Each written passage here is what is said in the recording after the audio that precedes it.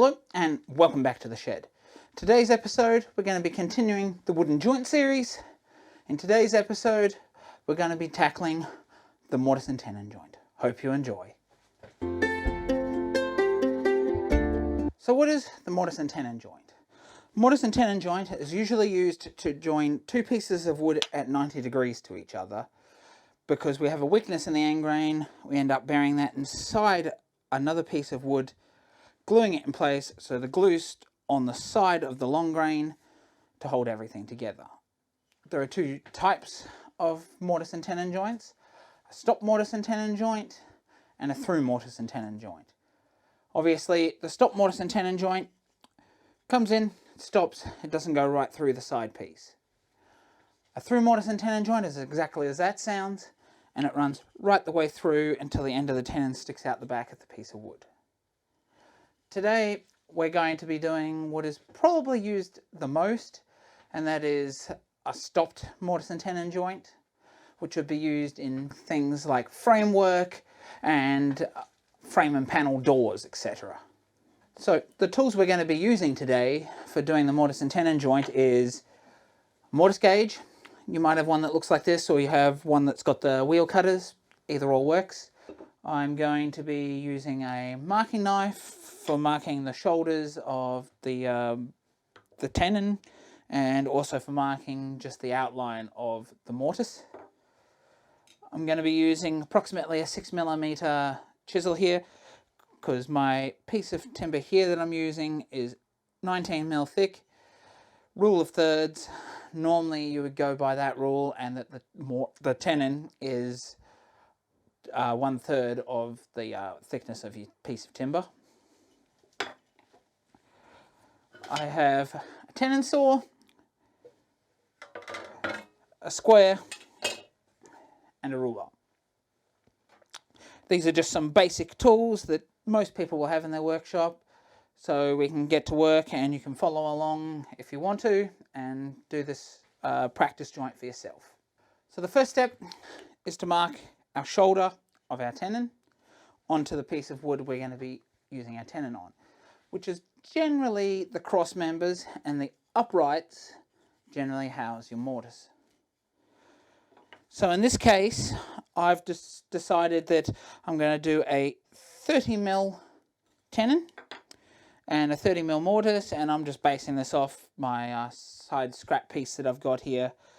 Really, the length and the size of it doesn't really matter, and it depends on obviously the size of your wood.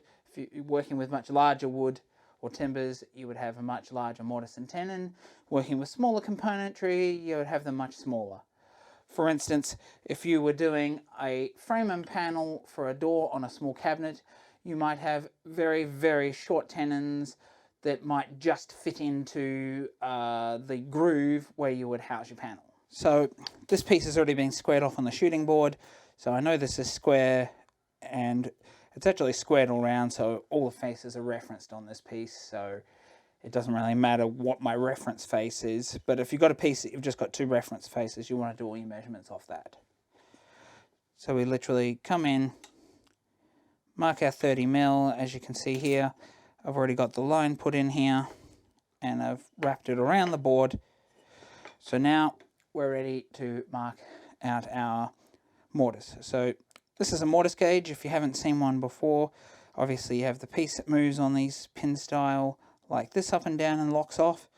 And in this one we've got a screw here which adjusts these two pins here for marking the two sides of the mortise.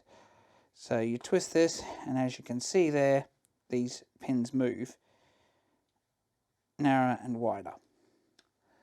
So what we're going to do now is, I know that this is the chisel I'm going to be using for cutting my mortise, so I'm going to be using this to determine the thickness of my pins. So if you can see there, I'm not sure you can, the tips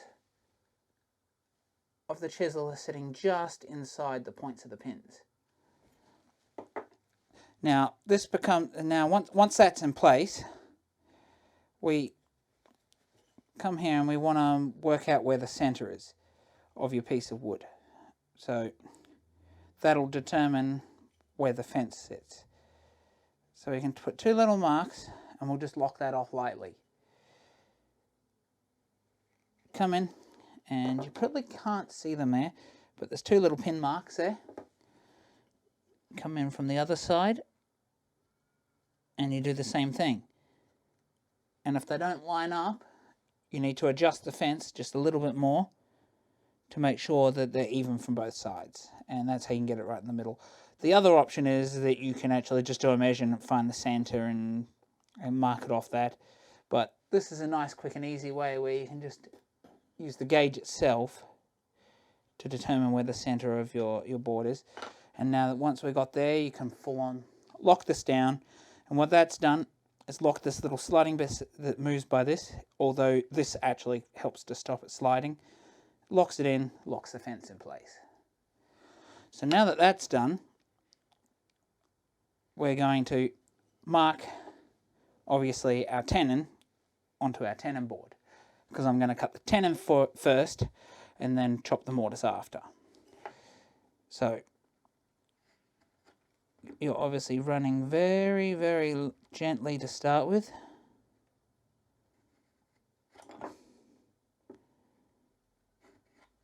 So when we're marking these, obviously you want to make sure your fence stays flat against your workpiece. And with these small pieces like this, I find it's easier to lock the mortise gauge against my body like this and actually pull the wood, and I find that gets a straighter line.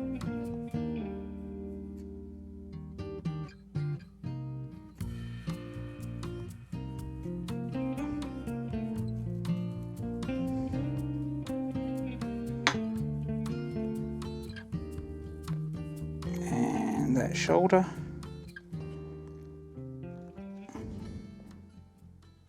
Here's our baseline that we put round, right the way around. You can see the lines just here for our tenon, marked right the way around. So that is all marked out and ready to go. Now, before I cut these cheeks off, we want to mark them now so we know that these are the sides we're taking off in this case. I like to mark them with little crosses right the way around, just so, or little squiggles like that, just so you know what you're removing and you won't make a mistake when you come to actually remove the waste. So now the tenon is done, I'm just going to put that aside for a moment and we're going to work on the mortise. So it's very similar to what we did with the tenon. You've obviously decided exactly where you want to put your cross rail, and that's just part of the design of your furniture. If it's in a frame and panel that goes around the outside of a door or something, you're probably going to have it right at the top, and in which case you will inset the mortise so it doesn't blow out the top of your board that you're putting it into, the end of your board. However, in this case, I'm just going to be putting this right in the middle of the board, so we're not going to complicate it. It's just going to be a quick and easy stopped mortise. So in this case, we'll use the mortise gauge again, we'll find the center, we'll mark the mortise, and we will give ourselves a rough depth guide on our chisel as we're chopping, and that'll be how we determine the depth of it.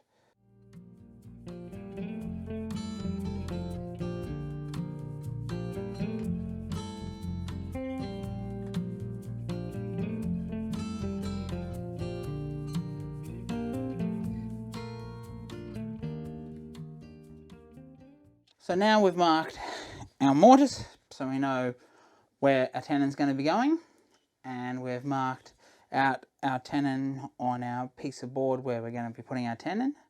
We're now ready to cut the tenon out.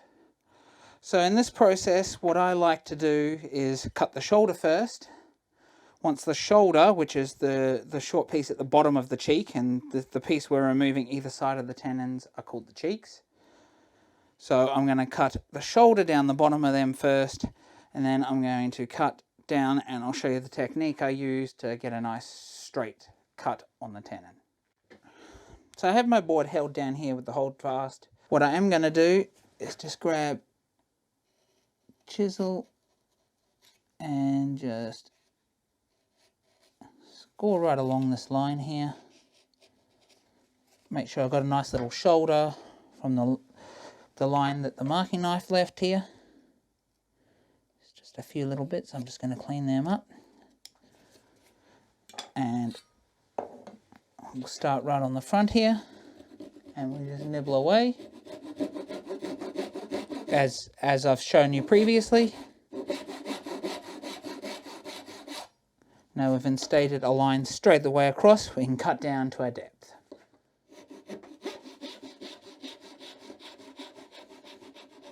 Now when I do this, I check my side first. Check the front. And you're better to go a little bit too short than overcutting that line. And we simply repeat the process on the other side. So now that we've cut these shoulders, we're going to cut down the tenon, and in this case I'm going to use my gent saw again, just as a small tenon saw.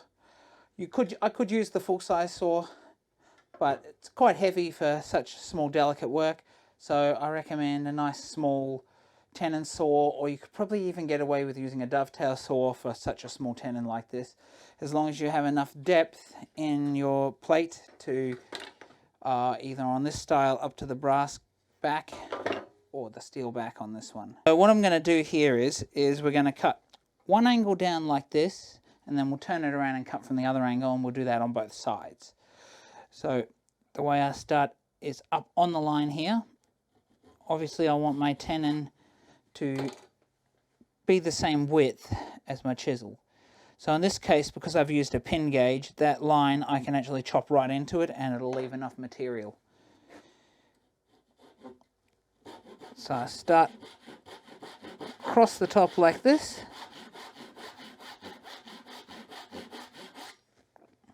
And we're going straight through like we did when we did the shoulder. And then I slowly cut, and with each stroke I slowly drop the saw on my side.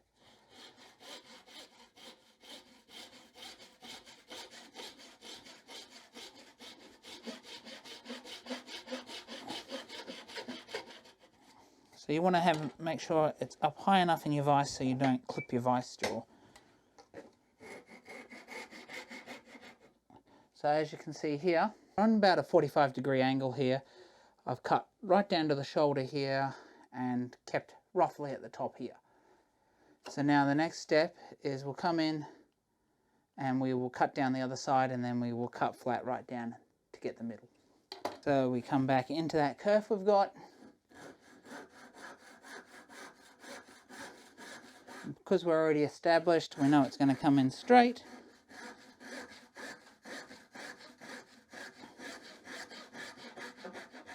And we cut down till we've got there. So now what we have in the middle of this is just a little bit of triangular waste. So now we come back in and we just come straight down. We move the waste down to the baseline.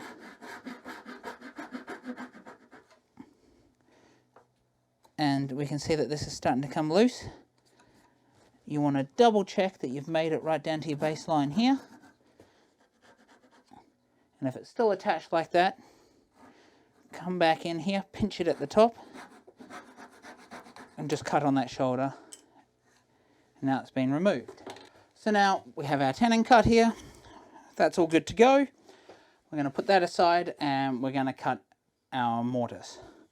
Now, we already know how deep our mortise is going to be. Now for this, I'm just going to put a little mark on both sides just to give a guide. If you were normally cutting this on a piece of furniture, you wouldn't do that. But just as a reference here, I find just having a line, see, we're going to roughly come down to the spot here.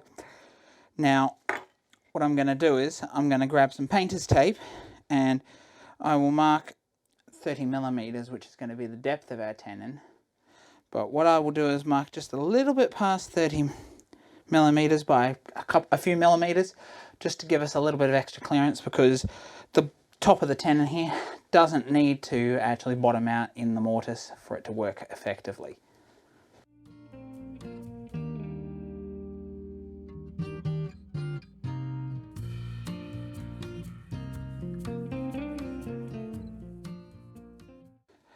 So when it comes to tenons, you can use a mortise tenon, which is a much beefier chisel to actually chop it out, so you're not likely to bend it. But I'm going to use a bench chisel here to show you that it is possible to do this work with a bench chisel and not damage it, as long as you're careful and you don't wrench off the chisel too much. We're going to start by putting the chisel about 2 or 3 millimeters away from this shoulder edge here, lining it up between the lines, and we have the bevel facing this way because that is the direction we're heading in. You always have the bevel in the direction that you're heading, and that's to do with how the chisel works into the waste and how the bevel pushes the chisel towards the opposite direction. Make a little tap, and then the idea is that you can actually just walk across every couple of millimeters,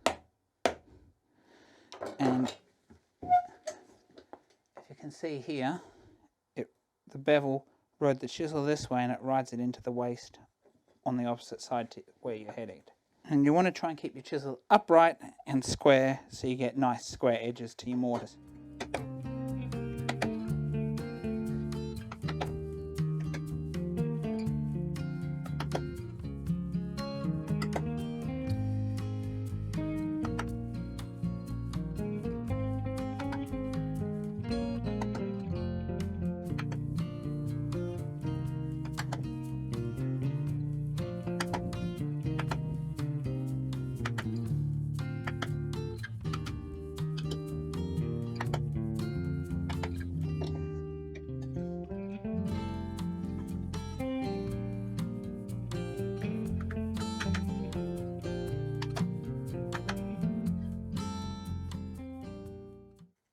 And then I come right up, and I'm leaving a couple of millimeters at this edge as well.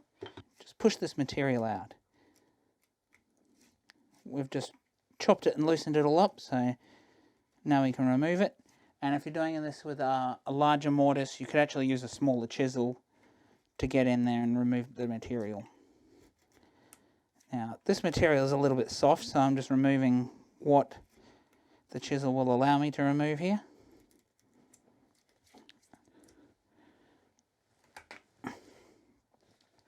So now that we've done that, we come back at the start here. I'm going to come 1 millimeter off my line this time. So I'm closing it down, and then the final pairing will be done there.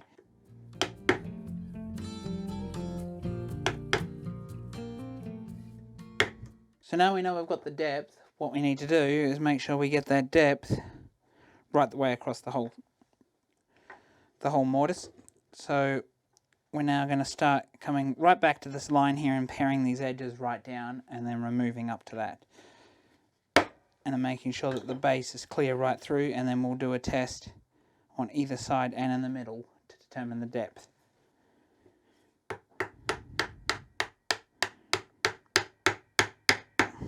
Now that we've done that, you just want to double check that we've got to the depth, and you can see where that tape is showing and that we are. And we'll come in and just come down straight. And do the same on the other side. I haven't cleaned up anything on this tenon, and I've only just pared out and cleaned the mortise up. So what we can do is we can put a corner in and see if it fits.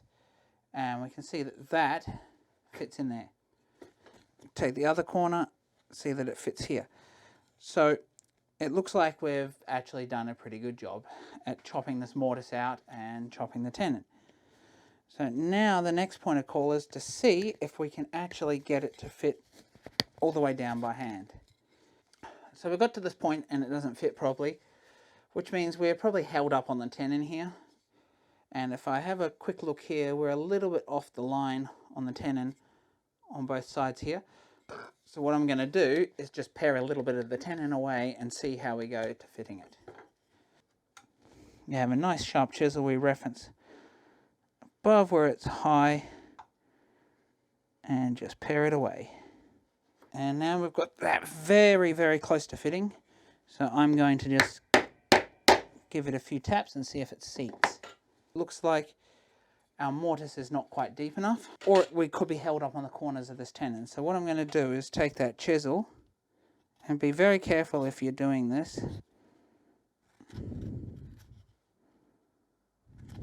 It's a little bit difficult to see, but on our shoulder here, slightly out of alignment. So what that means is I'm going to come back in and make sure that our shoulders are square.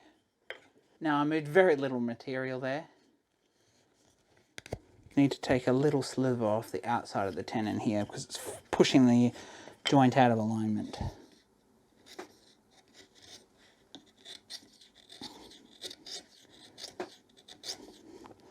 You can go across the tenon or you can come down the grain. Either works.